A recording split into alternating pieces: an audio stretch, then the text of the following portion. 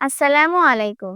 আজকে আবার আপনাদের সঙ্গে নতুন একটি এক্সপেরিমেন্ট নিয়ে হাজির হয়েছি। অনেকদিন ধরে দেখে আসছিলাম যেভাবে আপেল বা বিভিন্ন ফল ঢেকে রাখা হয় সেই সফট ফোম দিয়ে হঠাৎ একদিন মাথায় এলো এই ফোম দিয়ে সুন্দর একটা জিনিস বানানো যায়। তাই ভাবলাম একটা চেষ্টা করি। বাবাকে বললাম কিছু আপেলের ফোম এনে দিতে আর তিনি আমাকে এনে দিলেন একগুচ্ছ ফোম। তারপর আমি শুরু করলাম আমার কাজ। প্রথমে এই ফোমগুলো কেটে ছেটে একটু ঠিকঠাক করে বালিশের ভিতর ঢুকিয়ে দিলাম একটা নরম আর আরামদায়ক বালিশ তৈরি করতে। এরপর বালিশের কভার বানাতে বেছে নিলাম 2 রঙের সুন্দর কাপড় আর বানিয়ে ফেললাম ইউনিক একটি কাভার। এই কাভারের উপর আমি নিজ হাতে একটি ফুল লাগিয়েছি, যেটার টিউটোরিয়াল আমি আগের ভিডিওটি আপনাদের সঙ্গে শেয়ার করেছি, চাইলে দেখে নিতে পারেন। সব মিলিয়ে নিজের মতো করে বানানো এই কুসুমটা দেখে আমার তো খুবই ভালো লেগেছে। আপনাদের কেমন লেগেছে জানাবেন অবশ্যই কমেন্টে। ভালো লেগে থাকে তাহলে অবশ্যই কমেন্ট করতে ভুলবেন না। তাহলে আমার এই ছোট চ্যানেলটিকে সাবস্ক্রাইব করে পাশে থাকবেন।